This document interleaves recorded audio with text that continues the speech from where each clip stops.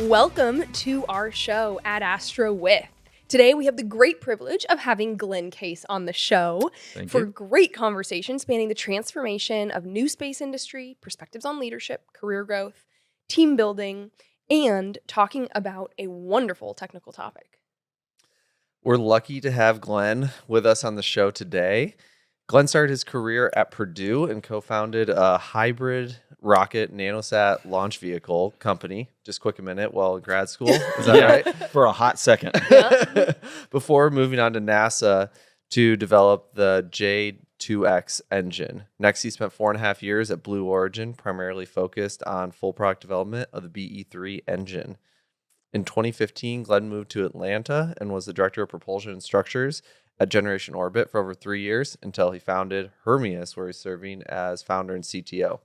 Yeah, so just to note on that one hybrid rocket company, it's really difficult. I mean, we were ahead of our time, right, in terms of small launch vehicles, but in 2007. But I tell you what, it's really hard to start a company in a financial crisis like that. Yeah. No kidding. Quick introduction of Brian and I for listeners who don't know us yet. I'm Seyka. I'm passionate about people, Earth, flight, and space, and I'm lucky enough to combine all of those things as founder and CEO of AdAstra, where we do executive and highly technical headhunting for new space and clean tech startups. In short, we find you the people you need to change the world. And relevant to this conversation, I'm also a student pilot. Just completed my first solo flight, so that's pretty cool. Yeah. And I'm Brian. I'm an aerospace engineer, got degrees from University of Michigan and worked primarily at SpaceX, spanning nearly 7 years as a propulsion engineer. And hey, we're hiring propulsion engineers. What are you thinking? Hey, you poaching my co-founder? Hey. And then was at an early stage startup in the Bay Area working with drone technology before starting AdAstra, where I'm founder, COO, and CTO. Fabulous. So to the listeners, if you all haven't looked up Hermeus, you don't know what Glenn is doing, please pause, give it a Goog. It is one of the coolest organizations out there. So Hermeus is developing hypersonic aircrafts to radically accelerate air travel. At Mach 5, more than twice the speed of the supersonic Concorde, passengers will be able to cross the Atlantic in 90 minutes. Yep. So exciting. Yeah, no, it's a big swing, right? We wouldn't be so naive to think that we could go out and build such an aircraft right off the bat, right? It takes a lot of money and a lot of effort to do that. A lot of years of development, probably $6 to $8 billion you'd have to go raise to go build that. So we have to kind of set our sights a little bit, closer to home, and utilize the dual use nature of that technology, which means developing smaller drones for military applications, national security applications that really create that business so that we have the revenues and the ability to actually go execute on that long-term vision. Yeah, that's incredible. It makes a lot of sense. And this is not just exciting to pilots, right? It's exciting to everybody, right? Mm-hmm. Like it's so easy to get jazzed about this. I'm curious for you, was the cool factor, the cool factor's out of control. Was that a big pull for you in starting Hermeus, or are you looking more at the logistics and long-term value and less about the cool? Both, right? I don't think you can actually do something that you're passionate about without thinking that it's pretty cool, right? I mean, I even if I can make $1 billion making toilet paper, it's not cool. Yeah. So I'm probably not going to do that. But for me, there's a couple of pulls. One, the national security side of it. My son now is 12 years old. There's signs that point to geopolitical conflicts when he's 18, right? Yeah. I want to keep him out of the wars like that and things like that. So I think that's an important part for me is that national security implications. But the other thing is really that long-term vision of creating real and lasting GDP and growth in the economics of the country. Like every time you look at how transportation has changed. Yeah. You've seen real and lasting growth, economic growth in those countries that invested in those technologies. Yeah. Yeah. Gives me chills thinking about your son, thinking about I have a 2-year-old son, so he's got a little bit of time, but still, right, thinking about protecting our country and protecting our world for those future generations it packs a real punch. 100%. I have tended to think of America as this kind of world superpower, right? Where we're safe. Over here, we've got our freedom and our flag, and everybody knows to be afraid of us. What do you see, or what can you speak to as to why investment on the defense side of things is really powerful now? Yeah, I think. Well, let me go back to the first thing you said there, in that America being a superpower and leading the charge in a lot of these technologies. That's not the case in hypersonics. Okay. We are not the leader. China's definitely the leader in hypersonics right now. They've poured almost orders of magnitude more money into it and effort into it than the United States has. And we had a lead, a couple decades ago, but we chose not to pursue it at the time, and now we're paying for that. And we're playing catch up in a really quick clip, Wow. right? We're starting to field capabilities. Scramjets aren't, science fiction anymore. They're real, almost operational systems now. We're starting to come on par with the type of things that China has, but China's still moving forward at a great clip, and that's where what we feel we can kind of leapfrog a little bit in that technology. It's almost the Apollo moment when Russia was ahead of the United States, and what do we put our time and effort into? We got to set a goal that's so far ahead that we can actually leapfrog them, and that's kind of what we think here. Is that let's look at reusable hypersonic aircraft, because most of the primes, they're laser focused, as they should be, because they need to develop a capability to the warfighter. They're laser focused on getting hypersonic missiles out into the field. Yeah. And that's what America needs right now. But while they're not sleeping at the wheel, but focused on that, we can focus ourselves on the future and really leapfrog and help the country while doing so. Yeah. Wow. That is so good. Yeah. You said that China's invested way more than we have. What capabilities have they successfully developed that we know about? I'm not too aware of what we know about China's defense. Yeah, the DF-17. There's some things that they paraded around there. You could Google it. I can't really speculate too much for obvious reasons, but they're way ahead. If you look at just the number of papers that they publish from a scientific standpoint, orders of magnitude higher. They're just pouring. They have entire universities associated with aerospace. Yeah. Wow. Right. Yeah. 70,000 person universities that just do aerospace. And it doesn't matter if you think that their universities are not quite as good as America's. When you talk about those types of numbers, they'll get you eventually. Yeah. Wow. So powerful.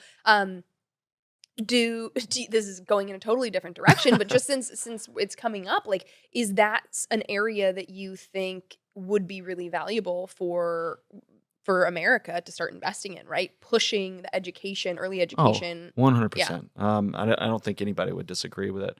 We need more scientists and aerospace engineers and mechanical engineers, electrical, you name it. We need more of those. We need to put focus and attention on those types of fields so that people, little girls and little young boys actually want to do that. Yeah. And I know this is a little bit of an aside in terms of STEM and getting women, encouraged in this field, but something that I've recently came across when my son was first going through 6th grade in middle school. We're, taking him through his classes, just to see all of his classes, and they can take electives, right? And so, of course, my son, being my son, he's taking, the engineering elective, and he's taking, weightlifting and things like that. He didn't know he needed to do that. I picked it for him, right? Yeah. Essentially. And so we're walking through these classes, and I see, the science club and the engineering club and things like that, and I see all these boys lined up and no girls. But you go to journalism and you go to things like that, and you see all the girls lined up. Wow. And it dawned on me, these young women have no idea what they actually want, but they're being pre-programmed by their parents because this is what a girl should do. Right. And that's where we need to kind of disrupt a little bit and just say, hey, I don't know how exactly we need to do that on a national scale, but that's clearly one of the places we should be focusing as a country is disrupting, because you think we're kind of isolating half the potential people that want to do this problem right in middle school. Right. And half the people who can bring a diverse perspective to 100%. Solving the problems. 100%. Yeah. So that's one of the things we're trying to do in the Atlanta area is reach out to those types of schools. Do we just put the engineering club on pink paper? I don't know. Right. Just something to catch the eye and say, hey, mom, dad, hey, instead of journalism, you think I could go to the science club instead or the rocket club or whatever it is. Right. So that way when they're in high school and they have an opportunity to take another, a STEM class, they're not thinking, I don't think I'm good at this. Right. Exactly. Or I don't know how to do I've this. never done this before. Exactly. Right. Wow. That's really good. Which also in the whole, I've never done this before. Now let's grow everyone up. Let's do a little bit. Now you've graduated and now and this is outside of women in education. This is just generally a problem with the aerospace engineering world in that we're doing something a lot different than the NewSpace is used to, right? Yeah. We're air breathing, right? It looks like as long as you have good first principles engineering, you can do this, right? Yeah. So I'm kind of using this as a platform for my marketing of people that want to do this.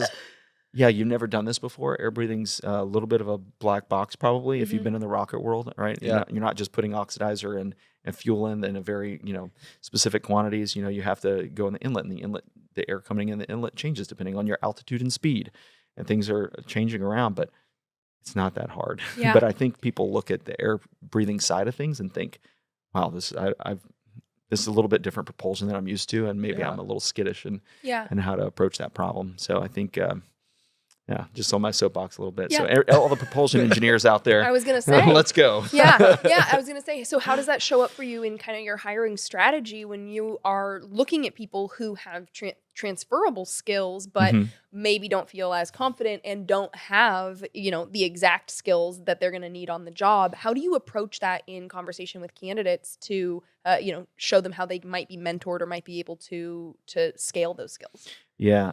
So the biggest problem is hypersonic engineers don't exist, and at least in usable numbers, right? I mean, they exist. They're in, your traditional aerospace companies, maybe not quite the exact, cultural, bent that we have that we want to develop at Hermeus. So we end up having to, make a lot of, hypersonics engineers, and essentially, and it's difficult, right? So you look at their resume, you look at what they've done, you look at the culture side. I think generally we bet on culture a lot more, as long as you have some of those skills on your resume. Like you've done the thermal side. It might be on the cold cryojet side, but it's not that much different on the hot side, except, material strengths and things like that are a little bit poorer on the hot side than cold side. But we bet on culture a lot, as long as you have the rough skills, and then we can, as long as you take a first principles approach to things, you can succeed here at Hermeus. Yeah. Awesome. Very, very cool. Glenn, you founded a company, the Responsive, as we talked about, Responsive Launch Systems, 2007, and then 11 years later founded Hermeus. Yeah. What are some key differences for your approach to each founding experience? This is actually a good one. So that first experience, I mean, it was few of us, right? Yeah. It really didn't get off the ground. Way ahead of our time, like I mentioned. Pun intended, or right. Not intended, but it's a good one. Right.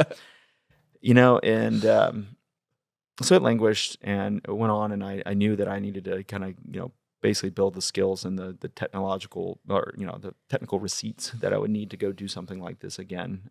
But I think the biggest difference that I've seen 2007 versus, I guess when we started at 2018 was that investors were absolutely excited about DoD investment.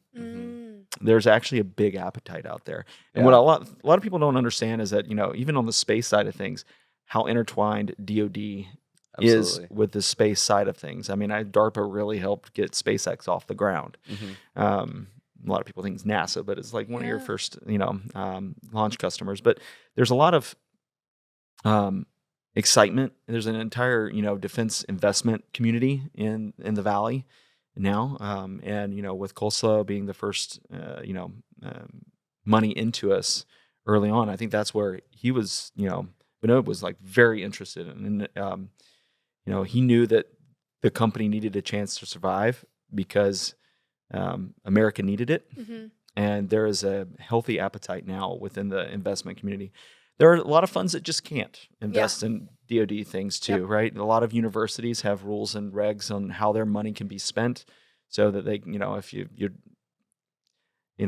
in the DoD community, it's really tough to invest those dollars, and we run up against that too. But we also you open up a door to someone that his thesis is defense is good for the country, and it's a very real, tangible way to create revenue and for such a big swing company. Yeah.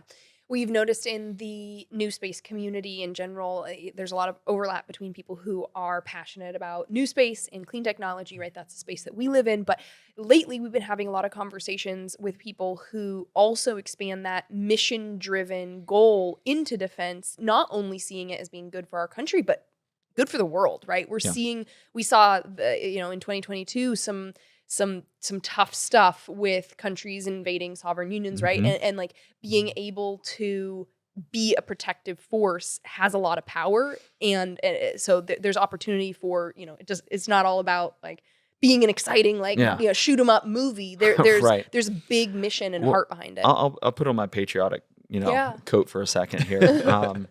It's one of those things that I don't care who you are. America has its problems, right? But it's still one of the freest and places that you could be. Yeah.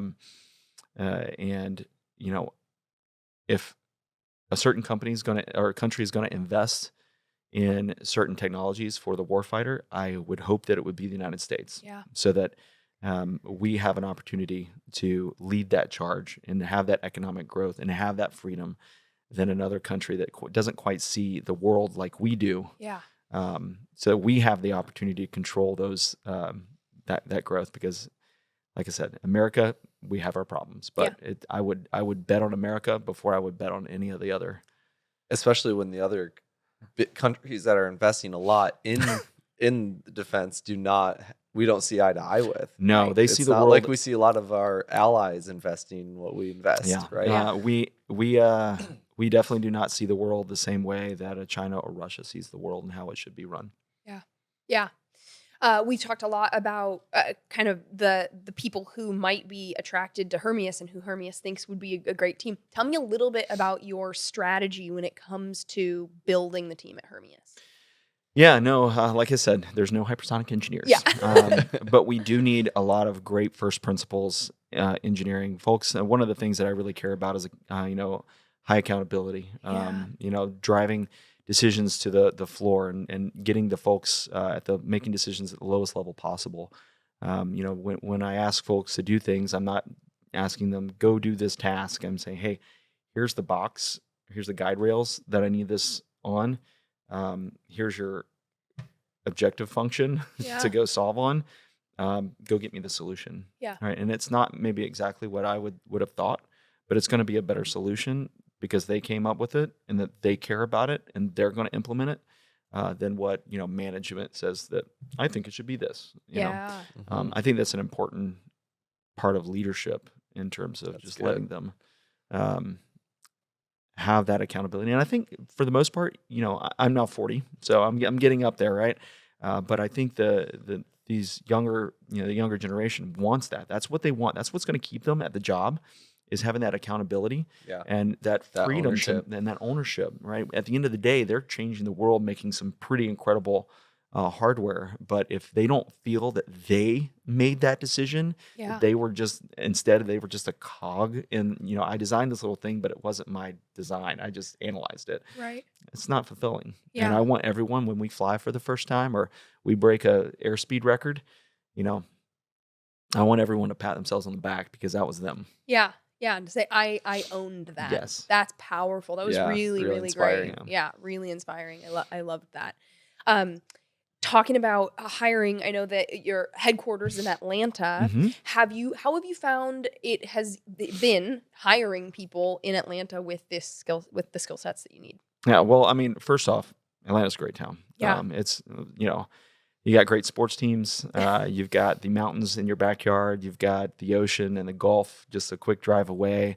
It's a very green city and a lot of lush. People are really surprised when they go to Atlanta. They're like, there's a lot of foliage. Yeah. Wow. You know, and it's just and it is a really beautiful town. And every modern convenience you could ever want. It's the largest city in the South, right? Wow. And generally people also, especially out west, might think that it's in the deep South. Yeah. There's some connotations there, but actually, if you've been following the political Yeah. spectrum, Atlanta's very purple. And Georgia in general is a very purple state, Yeah. right? One of the biggest economies in the Southeast. And the thing is too is that aerospace is actually one of the top exports of Georgia. Wow. You've Really? got Lockheed Martin Gulfstream. there. You got Delta. Yeah. You got Gulfstream in Savannah. It's Boeing has a presence in Macon with Warren Robins. There's a lot of aerospace that goes on, and Georgia really appreciates and understands that business and is very supportive. So I think there's a lot of great things that are going for it in Atlanta. The thing is getting people, especially in this environment post-COVID, Yeah. getting people comfortable with moving, right? Because we do want people in-house, right? Yeah. We're not an organization yet that can just, farm out jobs, and you're just I don't want to be an organization that just does cogs, right? And Right. I want some with that accountability, and I need you in Atlanta for the most part to, have that face-to-face communication. What we're doing is very difficult, Yeah. very complex. The inlet affects the engine. The inlet also affects the external aerodynamics, the drag on the vehicle. The engine affects the overall diameter and size of the Yeah. vehicle. So it's a very complex, Highly integrated, coupled. highly coupled system. And so what's better? What humans are really good at is communication and figuring things out together. Yeah. What we're really bad at is when we're away from each other and communicating. Yeah. So we try to bring everything together. And also with jet engines, you have the opportunity to test these engines in the middle of a city, which we do with our Yeah. Chimera engine. It's right there at PDK Wow. Airport, just right across the way. So folks actually are at the factory and like, oh, let's go run a test. Well, we need to go run a test today. Okay, well, we'll drive 5 minutes, go to the test facility, That's and incredible. we're running our engine, right? Yeah. So we have our entire engines team together with the rest of the vehicle. So we just get a much better, much more, cohesive product. Yeah. But getting people out there, it's tough. It's generally, we want the culture of the new space, Yeah. right? Generally, Atlanta didn't have that, companies that had that new space pipeline. So it's been, some tough sledding here or there to get, it's big life-changing decisions. Right. Mhm. My life-changing decision to go to Atlanta when I was going to Generation Orbit was my dad died, right? Yeah. And I grew up in Savannah, Mm. in Georgia. So my mom was in Savannah. I wanted to be a little bit closer to her, take care of her a little bit, let her see her grandkids more often. Oh. And that was that big. That's why I left Blue. It Yeah. wasn't for any other reason. I mean, Blue at the time was just like an outstanding organization. When Rob, with Rob Meyerson running the show there, and it was. I loved that company. It was a hard thing to do, but it Wow. was one of those things that it was a big decision for me to leave, and luckily it's worked out. But Yeah. it's a tough thing to pick up a family and move. Speaking of picking up a family and moving specifically, the cost of living compared to a lot of the other aerospace hubs is incredible. You're seeing a lot of aerospace hubs move out of the aerospace Right. hubs, right? Even car manufacturers that might be local here, Yeah. right, are moving out. But you see a lot of the Southeast being new manufacturing hubs, like Boeing's done it. Yep. So why not just move the whole organization there, right? Yeah. And that's what we're trying to do. But yeah, when I left Blue, I sold my house and bought twice the square footage for half the price. Wow. Yep. Wow. Yeah. That's great. And Yeah. now I have enough square footage I can lose my kids in my house Yeah. every once in a while. It's nice. Yeah. And we can go camping in the backyard and feel safe. You're right, It's like, right? it's like a nice, safe neighborhoods too here in Atlanta, or there in Atlanta. And back in the day when I was in New Orleans, it was just like if I saw somebody in the backyard with a flashlight, I'm immediately getting apprehensive. Yeah. And now I just realize, it's my kids and the neighbors' kids playing tag, flashlight tag in the backyard. Yes. Yeah, that's really sweet. Okay. Very cool. And you've talked a lot about kind of a strategy of extreme accountability, extreme ownership, if we're going to, quote Jocko. I love that book. Love Jocko. Have that book on my nightstand. And it is, what else can you say? So you've talked about, having that extreme ownership and being able to give people a whole ownership over a whole domain, right? Here are the Mhm. guardrails. What's Right. your outcome? What else can you share with us about how you build team cohesion and how the organization, you get the organization to move together toward these massive goals? As a Yeah. new startup. The interesting thing about startups is that you start off with 4 people. Is what we did. We were in a basement, in AJ's basement for the longest time. Then we went to Skylar's house and Mike's house. We got really close. We have basically hive mind now, but Yeah. it's also a good thing that we also have very different viewpoints, so we kind of keep each other in check a little bit. Yep. I think having 4 founders is, non-traditional, Yeah. but I think it's a wonderful thing that everyone has equal shares, equal say, and we fight a lot. Yeah. Right. And people don't see that part of it, but we argue a lot. But every time we argue, and it can get heated, but every time we argue, we walk out of there in a better place for the company. Yeah. So it keeps guardrails on the company. So that was the first phase of the company, right? And then you grow to 8 people, and you're just like really nimble company that it can do incredible things, with a couple $1 million, and you kind of show the world that, hey, we're on the map, we can do these things. And what you need out of that, it's really easy to have people feel ownership when you are literally that resource limited. Right. Yeah. Right. But then you start growing, right? And then you're all of a sudden 25 people. And then now you feel like, oh, as a CTO, I don't have my finger on every single little thing anymore.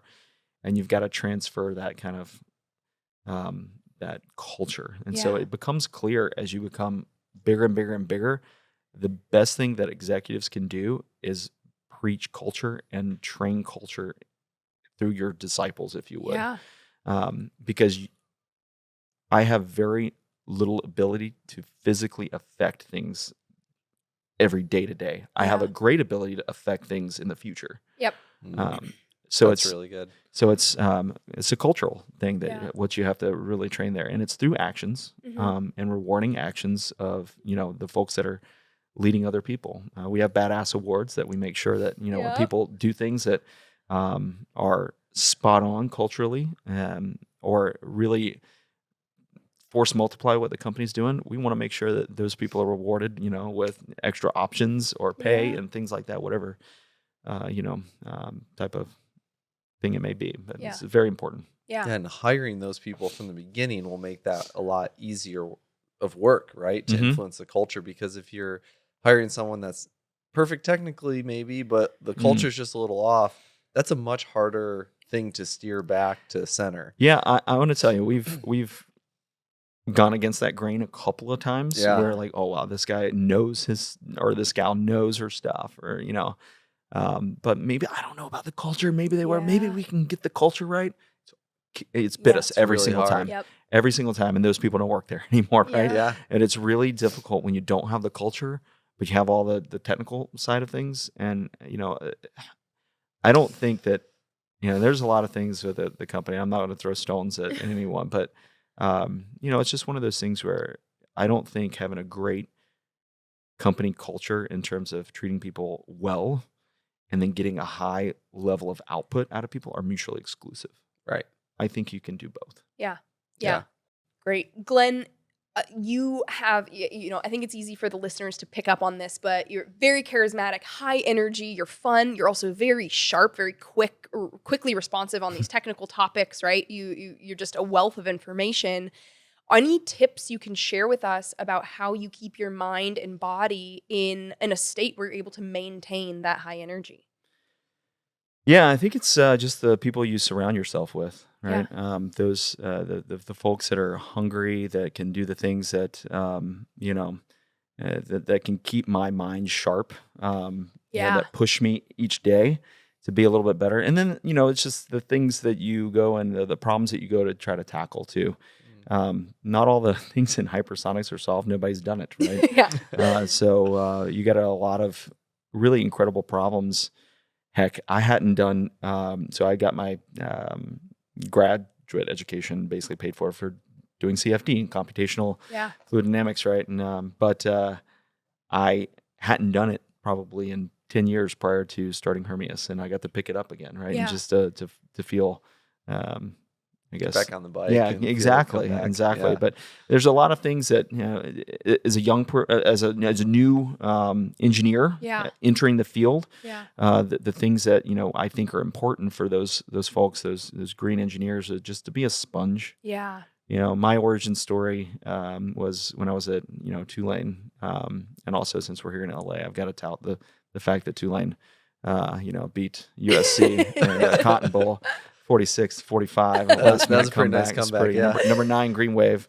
Roll Wave, baby. When I was there, I wasn't in aerospace yet. I was a mechanical engineer. And my roommate, or fraternity brother, had a roommate that had night passes that could see a Space Shuttle main engine test at Stennis Space Center. It was really close right there. And we went. And it was like the fiery depths of hell coming out of that flame bucket. It was a religious experience. You feel it in your chest. It's just an 8.5 minutes of bliss, right? Yep. And I remember turning, because that guy that had those night passes was a co-op at NASA at Stennis. And I turned to him and I was like, how do I get a job here? How do I do it? And so I interned there for 3 summers after that. And, then tried to start a company. Then came back to Stennis after that. Yeah.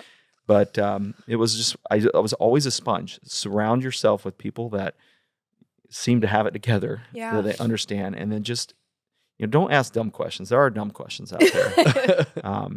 You shouldn't just ask. Think about the question first before you ask it. But then just make sure you're just listening. I think there's a tendency lately to, think that, hey, I can go to an undergrad or a graduate school and then I know the things because they taught me in school. Yeah. There's a lot of nuance in the professional environment and a lot of things that they just don't teach you. Yeah. And there's a lot of soft skills that people don't get taught either. Yeah. Which are very important in this day and age.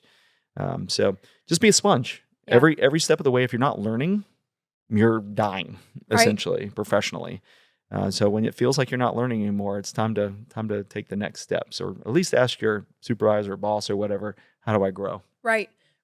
And what I'm hearing that's so powerful there is not just expecting, like like you're almost using sponge as a verb, right? Mm-hmm. Sponge not, it. Right. It's not just like sit there and see what soaks in. It's you're asking. actively involving yourself in things so that you can pull that information out, right? So you good. can't sit on the sidelines and be a wallflower. Nope. You've got to be in there, and sometimes it's uncomfortable. Right. You've got to be uncomfortable a little bit.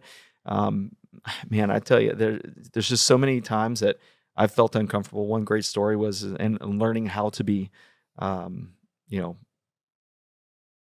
yourself in that situation. I remember I was in my supervisor at NASA, and then we also had the NASA customer there. And the NASA customer had a lot of faith in me in terms of the design of this one component I was building. And I had a couple of ideas of how we could do it differently. Yeah. And I kind of started spouting those ideas off in front of him and my supervisor. And the one thing that I learned after that, when I got called into the supervisor's office and my boss's office, is like, hey, look, I appreciate you putting all this work. These are some great ideas, but you can't say them in front of the NASA customer because it makes the company look wishy-washy. Like we don't know exactly what we're going to do. And those are like those soft skills in terms of being a professional that you don't get in school, right? It's just there's political capital that you have to earn, accrue, and spend at a right rate for a company to maximize its potential. Yeah, I love that. And I love that you're also talking to making mistakes. Yeah. Like we're gonna make mistakes on 100%. this climb up this mountain. Like that's how it goes. And you're gonna learn, sometimes you're gonna learn the best lessons through those I've mistakes. destroyed a $100,000 injector before. Wow. Right? Yeah. Not a fun feeling. No, that's not a fun. And it was pretty much my fault, just like not seeing the second or third level of the red line that led to that right before the test. But it was a great learning experience for me, and everyone up in my reporting chain in that incident was just super supportive. And it was just like, hey, well, we learned a lot. Right. That was great. Right. And that's so powerful because it can be so uncomfortable. I think some people can get paralyzed by the concern of making a mistake. Yes. Right. Or like I have interviewed people where it sounds like their answers are just not quite hitting right. And I'm going, I don't feel like this person's able to kind of acknowledge reality somehow and ask them, like, tell me about a mistake that you've made. And I've had people say, oh, I can't think of any. And you go, Right. oh, so you're not facing so we're your not demons. actually going to hire you. Right, now. right. There's no chance, right? If yeah. you can't Exactly. look your mistakes in the eye and learn from them, like we're not going anywhere. You know, and I think the other thing that comes through that is accountability, right? I had somebody actually interviewed last night here in LA. He asked me, like, how do you get to that? You know, there's a lot of talk in the industry, the 80% solution, right? How do you actually get there? Because people talk about that a lot.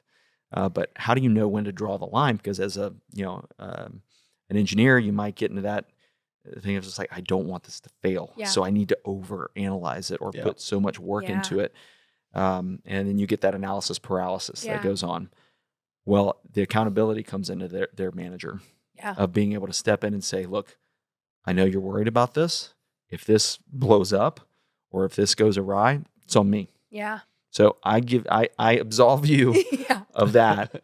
And then we're going to go and push it. And that's what we try to push here at Hermeus is giving everybody that accountability with it up and down the reporting chain to give people that, latitude to make those decisions. Gosh, this is so good. Yeah. This is so good. Incredible. This is awesome. Awesome. I have so many more questions about kind of your specific style, but I also don't want to take away from us really digging into talking about our technical topics. So I'll see if I get any time at the end to come back around to it. But I want us to kind of dig into talking about hypersonic travel. Is my favorite, right? Hypersonics, my favorite subject now. Yeah. Perfect. Great. So the general idea that I want to get into here is we don't have hypersonics engineers. This is not a domain that we're very accustomed to. So is it worth it? If it's more or less not present now, is it worth going after? And so, like, first off, like, going Mach 5, super cool. Right. Super enjoyed watching the opening scene of Top Gun. I was actually pretty impressed with the representation of that transition part from. Oh yeah, well the transition from a turbojet to their scramjet or dual mode ramjet that they had, it was actually quite good, not that far off from reality. So what about the ejection? Oh, the ejection, I think it's plausible. I don't think it wouldn't have been plausible with basically ejecting like you would out of a F-15. Right? You're gonna need a little bit more. I rolled my eyes a little bit at the ejection part. Especially Mach 10. Oh, you're crispy. Yeah. Good luck. Yeah, there's some pretty dark jokes about the Columbia or something like that. You could probably you're right. I think that proves the point there, right? Oh man, and quick aside here, Hermeus has got some of the best media I've ever seen. Yeah. It's so much fun. I think you guys had some fun with Top Gun. Oh yeah, we did. We had a couple of SR set. Well, we had our flight team come in and talk about the movie. That was actually one of our largest. I want to say we had 500,000 views or something like that on. There should be more. Yeah. Everyone should watch their stuff, especially the stuff about Top Gun. Is super fun. Regularly on our company Slack channel, someone's like, "Did you see what Hermeus just posted?" Like, whoever's in charge of that is doing an incredible job. Yeah, Marty is a rock star at the company, and that's one of the things that might be non-intuitive to a lot of the technical savvy folks. Of when you're running a business. It's not about technicals, right? We're not selling trucks that, how we need certain specifications out of it.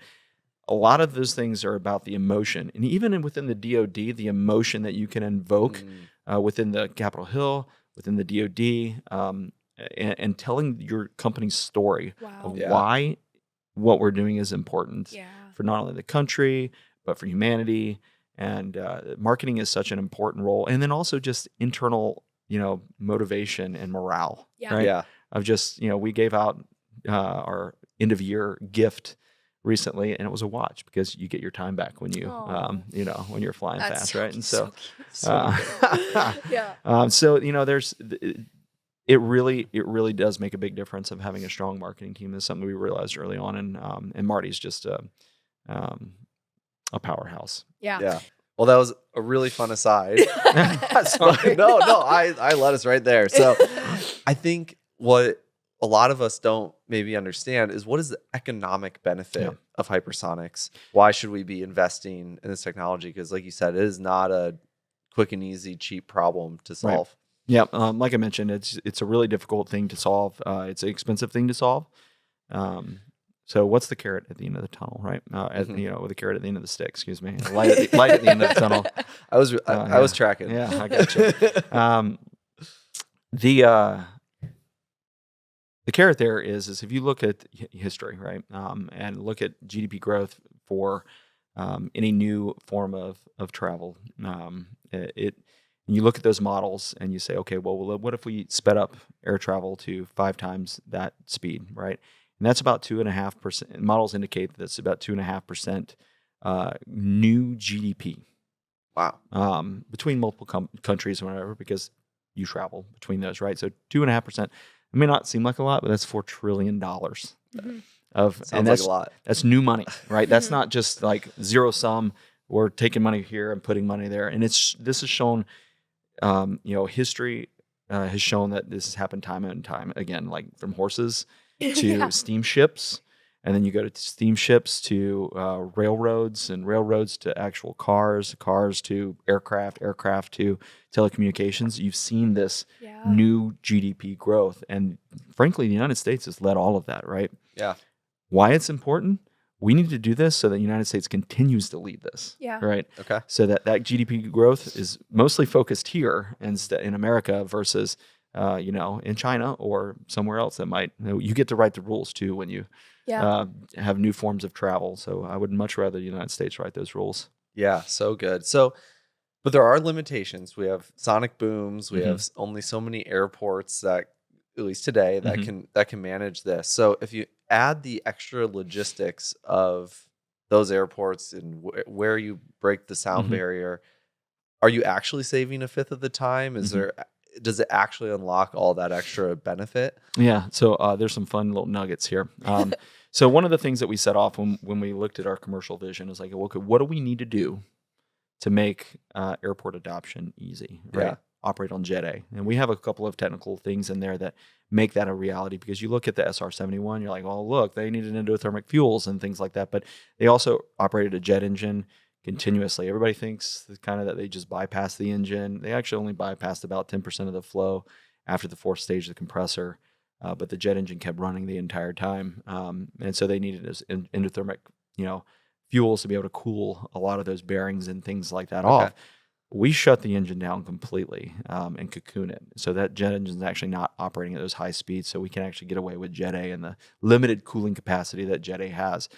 So for part of your mission, the engine's off? Yeah, well, the turbojet is off. So we bypass the air around the turbojet completely, kind of cocoon it, shut it down, and then we operate a ramjet, which is essentially the afterburner on the gas turbine engine. We call it a ram burner because it operates as a ramjet as well as an afterburner. Okay. So it's a common combustion device, simplifying, right? Making one combustion device instead of two.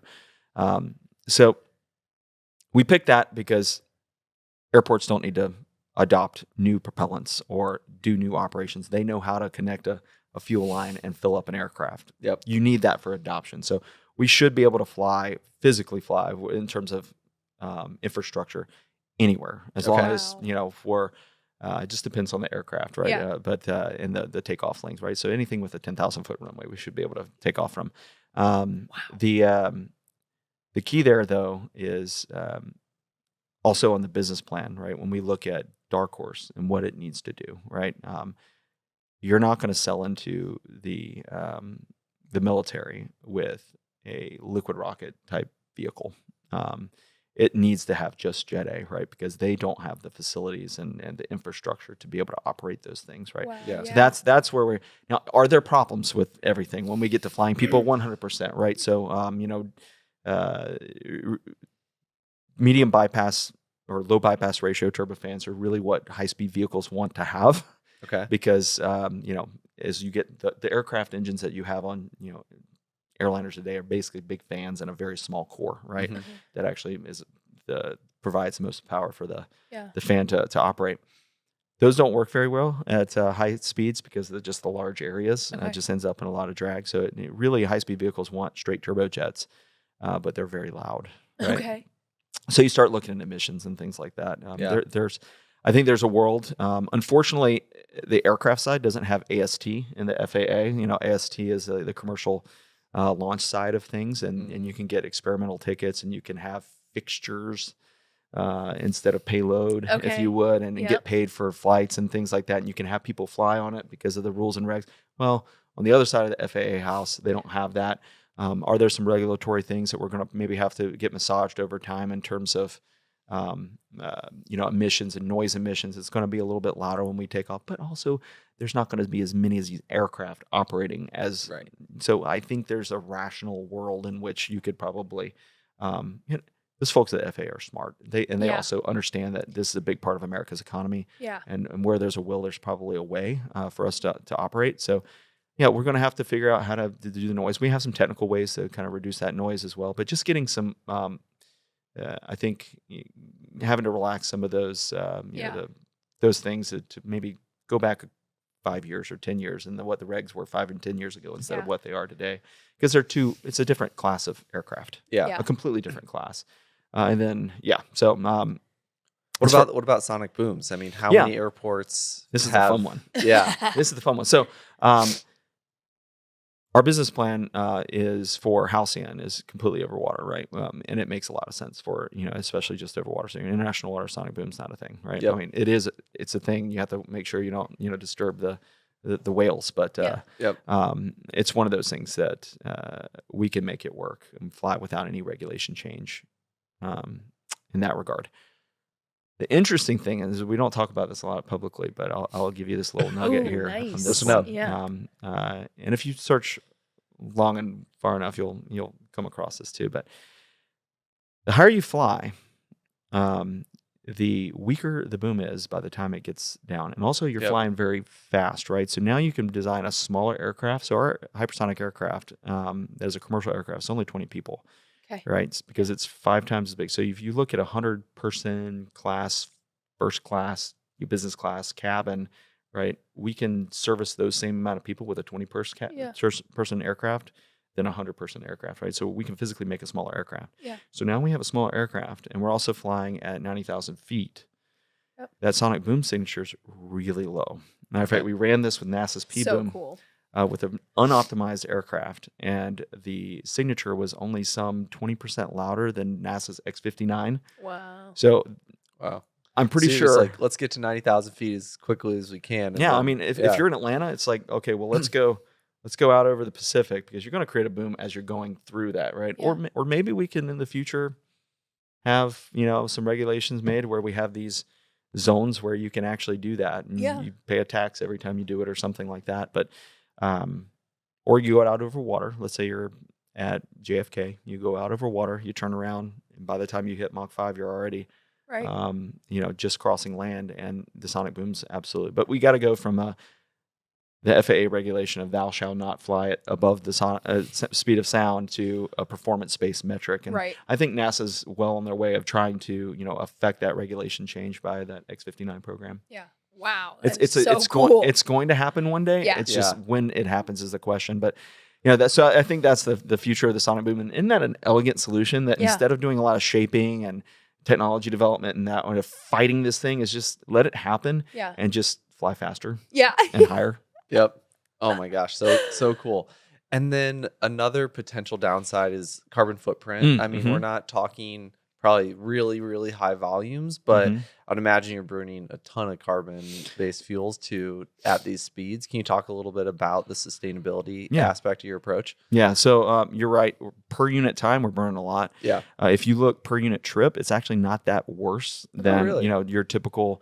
You have to look at, okay, well, we're flying business class passengers, right? So how much of that carbon footprint is a business class passenger take up, because they take up more space than a economy passenger, right? So if you look at that space that business class takes up and the weight and everything associated with their accommodations, we burn more fuel than that, right? Yeah. But it's not order of magnitude more, right? Yeah. It's doubling maybe, or at worst case scenario, but it's not greatly amount. Some people might say, oh, it's like you're burning 5 times as much fuel because you're going 5 times as fast, like per unit time. Yeah. But we're only in the air, a fifth of the time. Right. Yeah. So yes, we are burning more. It's not as much as one would think. Now, of course, I also think it's a kind of scapegoat to say, oh, we're just gonna, go to, sustainable fuels, SAF. Everybody says that. Right. I think that's disingenuous to just kind of, that's a good step forward. We should do that, but it takes also a lot of energy to make those things. And the future's there. We're going to do that. We're looking at trying to do some of that testing sooner than later. But I think the other thing that people don't actually look at, and there's no regulation against right now, but I think what's also disingenuous when, rocket companies or I guess aircraft companies that are using rockets, when they say, zero emissions because all we make is water. That, water is a greenhouse gas at those altitudes. Oh, wow. And nobody actually talks about it, but it's a Wow. bigger not carbon, but a bigger greenhouse gas than the CO2 Wow. emission. So even if you were using hydrogen and oxygen at those speeds, we have to think about those types of, problems associated with the greenhouse gases. Now I have some ideas how to fix that too, but I can't tell you yet. Yeah. Oh, so know. exciting. I know. Oh That my is gosh. so interesting. Oh my gosh, I can't wait to hear more. And are there big markets for getting across the country in a fifth the time, or the world in a fifth the time? You look at now, Concorde is bad of a rap that everybody thinks Concorde was a failure. It was very much a success it was a development failure, right? So it led to, I guess you could actually take that back because it did lead to Airbus, right? That's the venture that was created essentially out of that. But it was one of those things where they learned how to operate that, and they made a lot of money, and it lasted for a long time, 30 years, and it died of old age. It was the last aircraft that actually had a flight engineer on board. Wow. So it just died of old age. But there's clear markets. It was too big for the markets after, sonic booms over land were, outlawed. Flying supersonic was outlawed. The market size shrunk, right? But it was already in development. It was too big of an aircraft. So smaller aircraft really do have a big market there. Wow. Yeah. Super cool.